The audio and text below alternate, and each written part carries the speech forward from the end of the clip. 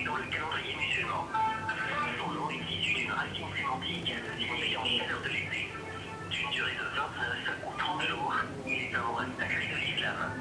Sur Radio Impact, le ramadan de conjuguer conseils et astuces. Mohamed Ali Condé. Parlez islam, à vos l'antenne, appelez le stand.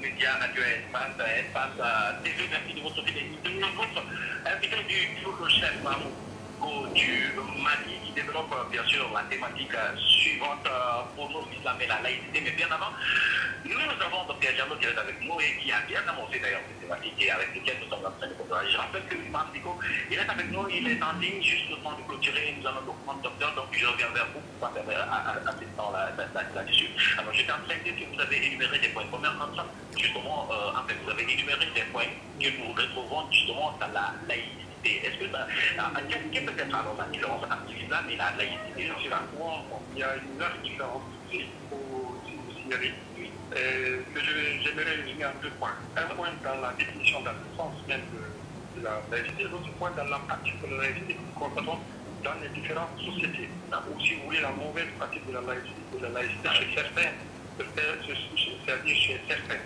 Voilà, donc dans la définition, si nous considérons que l'islam est une religion, alors il faut comprendre que l'islam ne peut pas accepter qu'on dise que nous devons séparer toute religion du pouvoir. C'est-à-dire que ce n'est pas possible, l'islam ne peut pas l'accepter parce que selon le programme musulman, d'ailleurs selon les musulmans lui-même, selon l'islam, le programme politique musulman est un meilleur programme de gestion des peuples. Que nous invitons d'ailleurs les autres, c'est-à-dire les autres sociétés, à l'utiliser dans leur gestion de peuple, de façon politique ici, de façon de gestion, c'est-à-dire pour guider les peuples, pour les aider à les trouver une bonne façon de gestion de peuple. Ça c'est d'un côté, du point de vue bien sûr, si la définition, il y a cette nette différence. On ne peut pas séparer l'islam du pouvoir. De l'autre côté, du point de vue application pratique, nous constatons qu'il y a d'autres qui pensent que la laïcité veut dire tout simplement qu'il faut mettre la religion à côté, même en tant qu'individu. Oui, je suis guinéen, je suis musulman, l'État guinéen est laïque, mais moi, guinéen, je ne suis pas laïque. Ce n'est pas le citoyen qui est laïque, c'est l'État qui est laïque. Je reste musulman croyant. Vous avez dit, je ne sais pas, vous avez dit, je ne sais pas. En fait, c'est ça. C'est un point important, très important. Il faut comprendre qu'en tant que Guinéen, nous devons accepter toute loi qui nous régit. Mais aussi, il faut savoir que la laïcité, c'est pour l'État. Quant à l'individu, il reste lui avec sa religion. C'est pour ça que ce n'est pas normal. C'est pas normal de trouver, c'est-à-dire la laïcité qui est là, qui est contre tout ce qui est religieux. La situation, par exemple, des voile, l'interdiction des voiles dans les établissements scolaires. Dire que le voile est un signe religieux, donc tout signe religieux est interdit dans tout ce qui est public. Ce n'est pas du tout logique. La laïcité ne veut pas dire cela. La mauvaise application. Ça, c'est la mauvaise application de la laïcité. Nous allons continuer dans ce débat, à continuer ce débat, effectivement, cette fois-ci, avec le chef Mahmoud Diko, depuis Bamako. Chef, salam alaikum. Wa alaykum assalam wa rahmatullahi wa barakatuh. Merci beaucoup d'accepter notre invitation. Cher, c'est un honneur de vous avoir sur cette antenne, personnellement pour la deuxième fois. Merci bien. C'est un honneur aussi pour moi vraiment d'être avec vous. Alors, chef, nous avons voulu développer cette thématique avec vous aussi, l'islam et la laïcité. Ben, merci bien. Je vous salue d'abord. Je salue tout le peuple frère de la République sarde de Guinée. Je souhaite un bon Ramadan à tout ce peuple musulman de Guinée. Un très bon carême à tout le monde. Je suis très heureux de participer à cette émission et donner mon point de vue par rapport à ce débat, qui est un débat aujourd'hui qui n'est pas seulement au niveau de la Guinée ou du Mali. C'est un débat aujourd'hui qui intéresse la Oumma, voire le monde entier. Donc, en ce qui concerne l'islam, la laïcité, Je crois qu'il y a beaucoup de nuances, il y a beaucoup de choses que les gens disent, c'est vrai. L'islam est une religion entière ou qui est venue pour encadrer la vie de ses adhérents dans tous les sens. Mais l'islam, en tant que gestion de l'État, est un système qui cohabite avec toutes les autres religions et les courants de pensée. Donc, si la laïcité, c'est accepter les autres, et l'islam est la religion par essence, en réalité, qui accepte cette laïcité. Vous savez, le prophète de l'islam, alayhi salatu wassalam, quand il a quitté la Mecque pour s'émigrer et aller à Médine, il a regroupé tous les habitants de la cité pour faire ce qu'on appelle dans le jargon de l'islam, wasiqatul islam, le premier pacte en islam qui a été scellé entre tous les habitants de la communauté de Médine, de la cité de Médine, où il y avait toutes les religions, parce qu'il y avait des juifs, il y avait des chrétiens, il y a des athées, il y a d'autres, des religions traditionnelles. Tout le monde était là, mais le pacte a été signé entre eux et le musulman pour défendre ensemble la cité de Médine. Et voilà, ce pacte-là existe, il est connu, c'est le Wasiqatul Medina.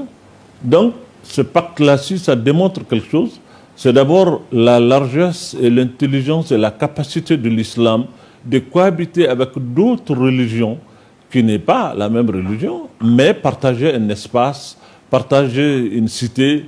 Et donc, si c'est vraiment, c'est là la compréhension de la laïcité, donc la religion de l'islam est par essence une religion qui accepte la laïcité.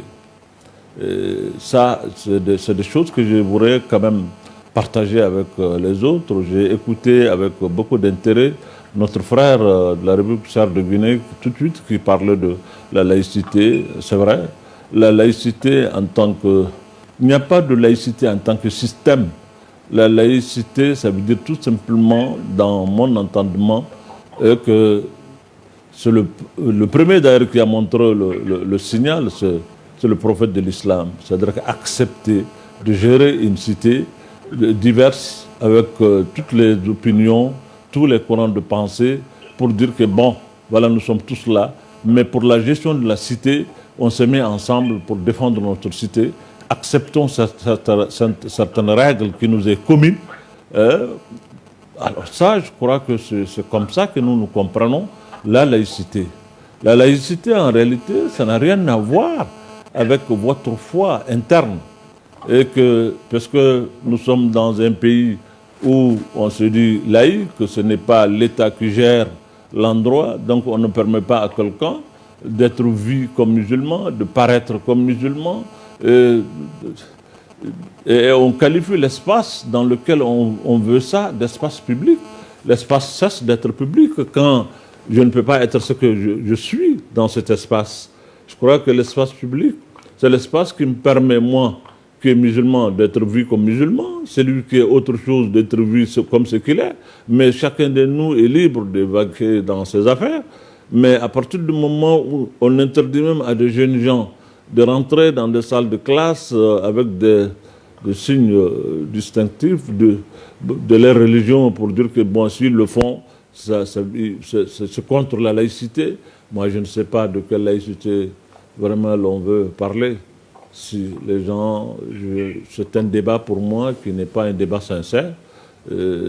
Être certainement, ne pas être, ne voulant pas vraiment sentir une religion et la laïcité, c'est deux choses différentes. Donc pour nous, il y a... À ce niveau, cher, moi j'ai envie de vous demander par exemple, qu'est-ce qui amène cette situation, par exemple, qu'on refuse de voir à une dame dans une salle de classe au nom de la laïcité, parce qu'on ne voudrait pas, par par exemple, que des signes appartenant à une religion, des signes distinctifs appartenant à une religion soient un fait qui influence d'autres qui ne sont pas de cette religion dans un endroit public. Est-ce que le fait de rendre un espace public neutre, sans signe distinctif, est une application de la laïcité? Mais écoutez, l'espace cesse d'être public quand vous voulez le rendre neutre. Mais l'espace, il est public puisque tout un chacun, de par ce qu'il est, il peut être dans cet espace-là et paraître comme il veut. C'est ce qui donne le sens à cet espace pour qu'on le qualifie vraiment de public. À partir du moment où vous ne pouvez pas paraître comme vous êtes, l'espace devient privé, il n'est plus public. Ça veut dire que ça appartient à d'autres qui vous obligent à être ce que vous n'êtes pas. Donc ce n'est pas la laïcité le débat. Ce comportement n'est pas la laïcité. Et ce débat-là n'est pas un débat de la laïcité réelle. La laïcité, c'est surtout donner à chacun l'attitude de rester ce qu'il est, de paraître comme il est. Cette diversité qui fait notre charme et notre beauté à travers ce monde-là. Cette différence-là, on ne peut pas l'ignorer aujourd'hui. Pourquoi vouloir cacher la religion des gens au nom de la laïcité? De quelle laïcité parle-t-on? Mais nous, on ne comprend pas ça. Et nous pensons que c'est un débat inutile. Il y a des gens qui n'aiment pas certainement voir les gens paraître comme des musulmans, ça leur fait mal. Et bon, ils essayent vraiment d'embarquer tout le monde dans ça. Et je crois que c'est un faux débat. C'est un débat qui n'est pas sincère, qui n'est pas réel. L'espace public, ça veut dire que chacun peut paraître dans cet espace comme il est. Voilà. Vous ne pouvez pas accepter à des gens aujourd'hui de sortir dans d'autres contrées. Les gens sortent nus quand ils le veulent. Les gens peuvent sortir tous comme... Et vous pensez que sortir avec des signes religieux, ça veut dire c'est une atteinte vraiment à la laïcité. Mais la laïcité en elle-même n'est pas une religion. Non. La laïcité, c'est tout seulement une pensée qui consiste à faire en sorte que tout le monde puisse vraiment être là, ensemble. Nous avons la gestion commune de l'État qui est là, qui n'est pas faite au nom d'une religion, mais quand même que chacun de nous peut être dans la religion qu'il souhaite. C'est comme ça que nous comprenons vraiment la laïcité et nous pensons réellement qu'aujourd'hui, le débat qui se fait ailleurs, bon, que je respecte les gens dans leur opinion, la façon dont ils veulent que leur pays soit géré ou leur espace soit géré, c'est leur liberté. Ils sont libres de le faire comme ils veulent. Moi, je n'aime pas vraiment me mêler dans ce débat-là. Alors, si je dois faire un débat, voilà. Si je devrais partir sur un cas pratique, cher Mohamed Diko, si je devrais partir sur un cas pratique, disons que la réglementation, par exemple, dans la législation musulmane et dans d'autres, et dans les États laïcs, si je peux me permettre cette expression-là, ne sont pas les mêmes. Par exemple, les infractions ne sont pas réprimées de la même manière. Je vous envoie parler un tout petit peu de la législation dans la religion musulmane. La charia, par exemple, quand vous volez, on vous demande de couper les mains. Il se trouve que dans nos États, par exemple, c'est une mesure excessive. On ne coupe pas les mains quand on vole, mais on peut emprisonner.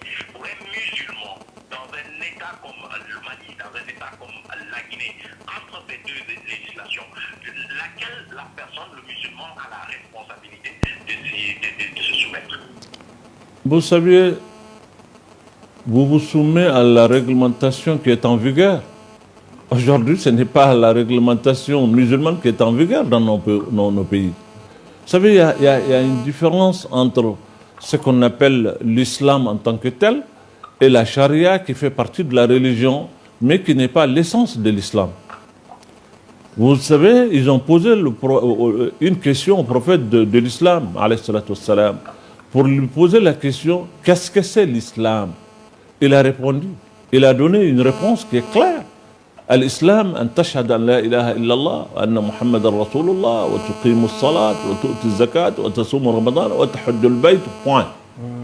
Quand on lui a posé la question, le prophète de l'islam, qu'est-ce que c'est l'islam? C'est lui l'envoyé, c'est lui qui connaît, c'est lui qui sait, c'est lui qui enseigne. C'est à lui qu'on a posé la question, qu'est-ce que c'est l'islam? Il a donné une réponse qui est claire.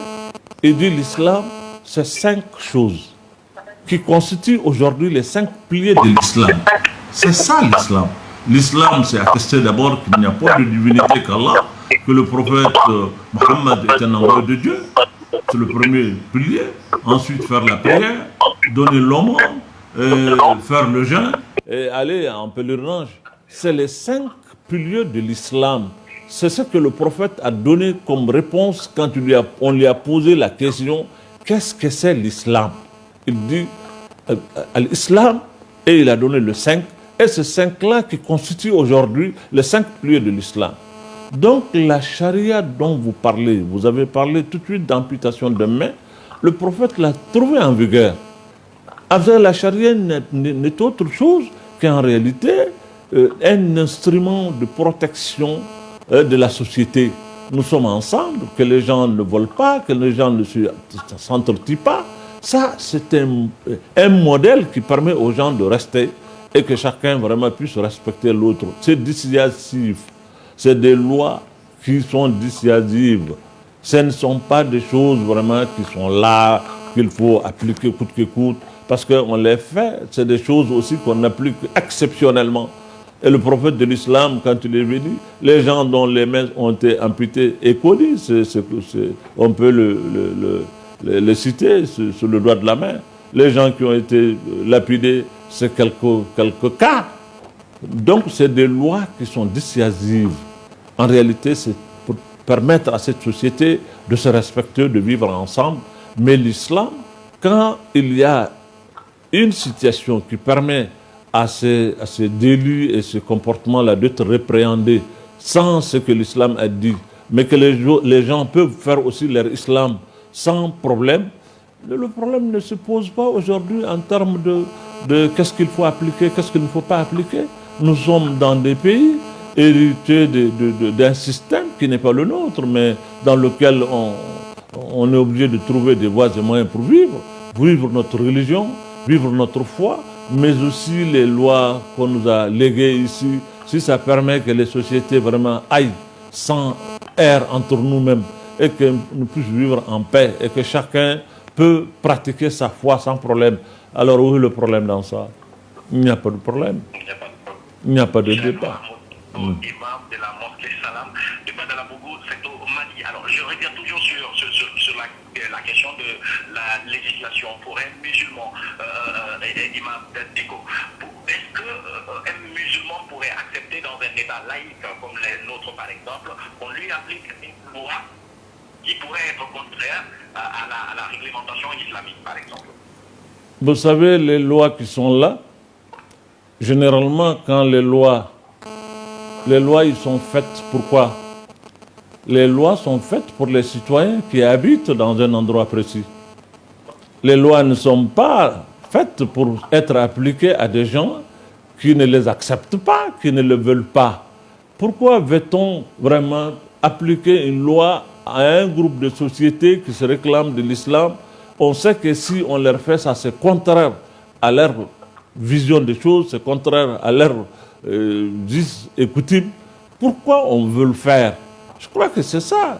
La loi se prend par intelligence, pour savoir que la loi, on élit des députés qui sont nous-mêmes, nos frères, les gens avec lesquels nous vivons, qui nous connaissent, qui connaissent nos us, qui connaissent nos coutumes, qui connaissent nos religions, qui connaissent nos traditions. Mais ces gens-là ne doivent pas du tout prendre des lois qui sont contraires à nos valeurs sociétales, religieuses. Non, ça ne doit pas se faire. Dans une république, qu'elle soit laïque ou pas, les lois sont appelées à être appliquées sur des citoyens qui ont des sensibilités, qui ont des religions, qui ont des coutumes, qui ont des traditionnels. Et nos lois doivent refléter ça. Pourquoi prendre une loi qui m'est contraire, qui me contraigne vraiment et puis vouloir m'appliquer ça, alors que la loi est censée être une loi qui a été prise chez moi avec mon consentement? Je crois qu'il y a un problème dans ça. Ce débat-là, il faut peut-être vraiment l'approfondir pour que nos législateurs, les gens qu'on prend pour prendre nos lois, ils doivent prendre des lois qui sont conformes à nous, des lois qui vont avec nos valeurs sociétales, et avec lesquelles on se retrouve. Mais si vous prenez des lois qui n'ont rien à voir avec nous, qui sont étrangères complètement à ce que nous sommes, qui nous amènent d'ailleurs dans un déchirement et une contradiction réelle, et je crois qu'on doit faire beaucoup attention à ça. Donc, D'où je vais poser la question suivante. À quel moment un musulman peut refuser qu'une loi s'applique, qu'une loi de la République s'applique à lui? À quel moment? mais quand cette loi de la République cesse d'être une loi de la République, elle est une loi de la République quand c'est la République dans son ensemble, dans sa totalité, qui l'accepte. Mais quand quelques personnes vont aller s'asseoir pour prendre une loi que la majorité de la République trouve indécente, qui ne convient pas, mais vous pensez que les musulmans n'ont pas le droit de refuser ce qu'ils ne comprennent pas? Mais quand les députés qui prennent ces lois-là, les prennent au nom de ces mêmes musulmans, ils reviennent à ces musulmans faire la restitution, ils partagent ça avec eux. Et en ce moment, cette loi, si elle est appliquée, personne ne peut refuser. Mais quand, dans nos différents États, avec tout le respect que j'ai pour les États, généralement, ils vont d'abord aller signer des conventions et les ratifier, ensuite venir nous dire que non, parce que tel pays a ratifié telle convention, on est obligé aujourd'hui de prendre des lois pour les conformer à la législation, etc., etc. Non, alors qu'il n'y a jamais eu de référendum ou de consultation de façon générale pour impliquer les peuples. Ben, ce mépris que nos gouvernants ont pour leur peuple, c'est ce qui révolte les gens et c'est ce qui amène des incompréhensions entre les gens. Vous ne pouvez pas venir nous imposer des lois et venir d'ailleurs. Non. Les lois, il est censé en tout cas être prises, ces lois-là, elles sont censées être prises par nos gens que nous avons élus, qui nous connaissent, qui connaissent nos traditions, qui connaissent nos coutumes, qui connaissent nos sensibilités. Si ces lois viennent d'eux, je ne pense pas que ça va poser le problème. Mais si vous nous amenez des choses qui n'ont rien à voir avec nous, pour vouloir nous imposer ça, pourquoi vous pensez que c'est au nom de la République que vous devrez nous imposer quelque chose qui ne vient pas de la République? Ça, c'est difficile. Je vais vous envoyer sur un tout autre terrain des chefs d'ICO. Cette fois-ci, c'est côté musulman même. On voit des personnes qui se réclament musulmans, permettez-moi l'expression, qui se réclament musulmans et qui veulent appliquer la charia, si on peut le dire ça comme ça, dans certains endroits, dans certaines localités. Et ce comportement-là arrive à faire peur à ceux qui sont d'abord musulmans, qui se trouvent dans une incompréhension à un moment donné, et ceux qui sont surtout pas musulmans parce qu'ils pensent que leur façon de faire, donc leur comportement est islamique. Est-ce que ce n'est pas ce qui fait que le musulman et surtout l'islam a cette image d'une communauté par endroit persécutée, si je peux me permettre cette expression? Est-ce que c'est pas ce qui donne cette image d'une communauté persécutée quelque part? Ben écoute, c'est la raison pour laquelle moi j'ai toujours dit, et c'est encore mon opinion, de chercher à parler avec ces gens qui en réalité pensent que l'islam est une religion d'imposition. L'islam est une religion de choix. Ce n'est pas une imposition. On n'impose pas une religion. La religion est une religion de choix. C'est un choix que l'on fait. Ce n'est pas une imposition. On ne peut pas vouloir vraiment soi-même s'autoproclamer un groupe et puis en train de décisionner le monde, les pays pour dire qu'on va appliquer la charia aux gens. Pour appliquer la charia, il y a des préalables. La charia ne veut pas dire ce qu'eux ils pensent. Appliquer la loi, de façon générale, il y a des préalables pour qu'une loi soit une loi. Il y a des espaces dans lesquels il faut, il y a des instruments judiciaires qu'il faut, il y a beaucoup de choses qu'il faut mettre. Vous ne pouvez pas dire que ces gens qui sont en train d'aller ici et là, incohérents, ce qu'ils font et que c'est ça, ils le font au nom de l'islam. Non, l'islam n'est pas cette religion. L'islam n'est pas une religion de fuite en avant, de gens qui ne réfléchissent pas, de gens. Mais c'est pour cela aujourd'hui que moi je l'ai dit, ça a été mon opinion de tout le temps, que ces gens-là, il faut leur parler. Il faut souvent leur prendre par la main pour leur dire que bon sang, ce n'est pas l'islam qui vous demande de faire ce que vous êtes en train de faire. Mais ils pensent qu'ils sont en train de bien faire et on les met dans un carcan dans lequel personne ne peut leur parler et on impute tout ça à la religion musulmane, à tort. Je pense aujourd'hui que la Oumma islamique dans sa globalité doit poser ces débats. Quelques individus ne peuvent pas s'emparer de l'islam, imposer des choses au nom de l'islam, alors que les milliards de musulmans sont là. On ne pose pas ce débat, on ne fait rien, et tout le monde se mobilise, les luttes contre le terrorisme, les trucs contre le djihadisme, les trucs contre l'islam. Mais alors, mais il y a quelque chose qui ne va pas dans cette affaire-là. Mais pourquoi les gens veulent que c'est les autres qui doivent venir lutter contre ça? C'est les musulmans eux-mêmes. C'est le monde musulman, c'est la Oumma islamique qui doit se mettre ensemble pour dire à ses enfants égarés de notre communauté, de la Oumma, arrêtez. Arrêtez. Ce n'est pas la solution, ce n'est pas la manière de faire. Je suis d'accord que ça, ce n'est pas la manière de faire, et la Oumma doit dénoncer ça. Et c'est la Oumma qui doit dénoncer ça. Ce n'est pas les autres qui viendront nous dire ce qui se fait dans la religion, ce n'est pas la religion, ce n'est pas leur affaire. C'est la nôtre. Et c'est nous qui devrons gérer ça. Je suis désolé que nous avons l'organisation des chefs d'État musulmans à travers ce monde-là qui n'ont jamais posé le problème. Ce n'est pas leur problème, c'est les autres qui parlent à leur place et ils ne parlent pas. Il n'y a pas d'autonomie de pensée pour le monde musulman, pour le monde africain, pour le monde dans lequel nous vivons ces problèmes-là. Nous refusons de poser le débat, on a même peur que ce débat soit posé. On a l'impression qu'il y a des gens qui ont intérêt qu'on reste dans cette crise infinie et dans une guerre qui ne finit jamais pour déchirer nos pays, pour affaiblir nos systèmes, pour des raisons que eux savent que nous ne savons pas. Cheikh Mahmoud Diko, imam de la mosquée Salam de Badala Bougou, pour vous sur Radio Espace TV dans l'émission Parler Islam. Alors, pour vous mettre Dr Diallo est directeur de l'Assemblée de la jeunesse musulmane, de l'Assemblée mondiale de la jeunesse musulmane en Guinée. Il peut vous poser des questions, docteur. Wa alaykum assalam wa rahmatullahi wa barakatuh. D'être avec vous aujourd'hui. Merci bien. Merci, M. Diallo. Merci, docteur. Merci. D'accord. Vu qu'on n'a pas assez de temps, je me lance directement vers une question.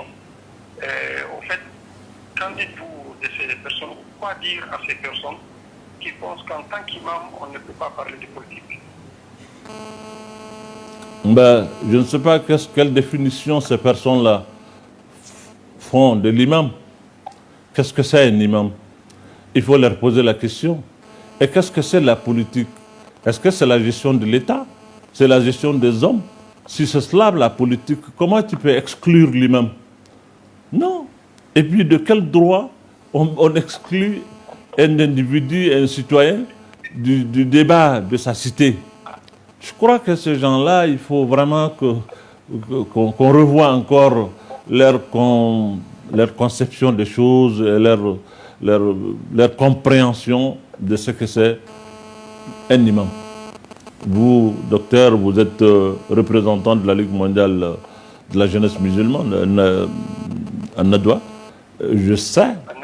Oui, taban. J'ai compris que c'est de là dont il s'agit. Mais vous savez ce que c'est un imam. Un imam, par définition, c'est quoi? Par définition, un imam, c'est un leader. Un leader, c'est un leader d'opinion. C'est quelqu'un qui dirige la prière, mais pas seulement la prière. Et si on pense que l'imam, c'est diriger la prière, point, ça s'arrête là, et qu'on doit rester dans les mosquées et ne jamais parler en dehors de la mosquée, mais ça, c'est vraiment comprendre la chose de façon simpliste. Et je crois que la fonction de l'imam va au-delà de cela. Et le prophète alayhi salatu wassalam nous a enseigné qu'il y a des catégories dans la communauté musulmane. Ces catégories-là sont complémentaires. S'ils se mettent ensemble, la Oumma va bien. Et quand eux ils sont bien, la Oumma va bien. Ces catégories, c'est al-Umara ou al-Fuqaha. C'est les al-Umara ou al-Fuqaha. Les intellectuels, ceux qui détiennent le savoir et ceux qui détiennent le pouvoir. Ceux qui détiennent le savoir et ceux qui détiennent le pouvoir. C'est eux qui doivent se mettre ensemble pour gérer les sociétés. Vous ne pouvez pas exclure les gens qui sont tous les vendredis et tous les jours presque en contact quotidien avec les gens. Vous voulez que les gens adhèrent à une cause ou comprennent quelque chose sans partager avec eux. Vous avez la gestion commune ensemble. Et aujourd'hui, il y a une contradiction dans nos sociétés. Vous voulez que les politiques gèrent les hommes et les imams aussi gèrent les hommes, mais qu'ils ne se parlent jamais, qu'ils ne se comprennent pas, qu'on ne se retrouve pas, alors que nous partageons la même chose que la gestion des hommes. Je crois qu'aujourd'hui, nous avons intérêt tous à parler ensemble et à regarder vers la même direction pour qu'aujourd'hui nos sociétés puissent vraiment sortir de l'impasse. Donc, penser que quelqu'un s'appelle imam, ou bien il est qualifié de l'imam, ou je sais pas, évêque, ou je sais pas, prêtre, il faut pas qu'il parle de sa société. Ah non, c'est vraiment une compréhension, une lecture de choses qui est peut-être qui date d'une époque qui est révolue. Et il faut le comprendre. Et je comprends aussi l'attitude des gens qui sont des sortants des écoles, qui ont eu en réalité à combattre ces choses-là. Parce que, bon, tout le monde sait comment ces révolutions et autres-là sont venues en 1700. C'est ce que l'Église, pour parler de religion, avait un rôle prépondérant dans la gestion des cités. Il y a eu une révolution qui a exclu les hommes de foi dans la gestion des cités, mais ça ne peut pas rester quelque chose qui va rester éternellement et que ces hommes-là ne doivent pas du tout parler de ça. Mais ils le font tous les jours, même aujourd'hui. Tous les hommes de foi à travers le monde qui sont là, qui sont influents, qui sont connus, mais ils ne parlent que de politique. Je suis désolé. Je pense bien que c'est la seule question. Je voulais juste un dernier mot, mon cher imam. Oui, oui. Et je pour vous déclarer que je vous aime en Allah. Merci, Allah. Masha'Allah, Masha'Allah, Masha'Allah. Vraiment. Moi, je vous poserai encore une question. Imam, on sait que dans une république, on parle souvent de citoyens. La république parle d'abord de citoyens avant de parler de musulmans, de chrétiens, ainsi de suite. Et on sait que pour le musulman, en islam, on parle d'abord du croyant, donc de musulman, du croyant.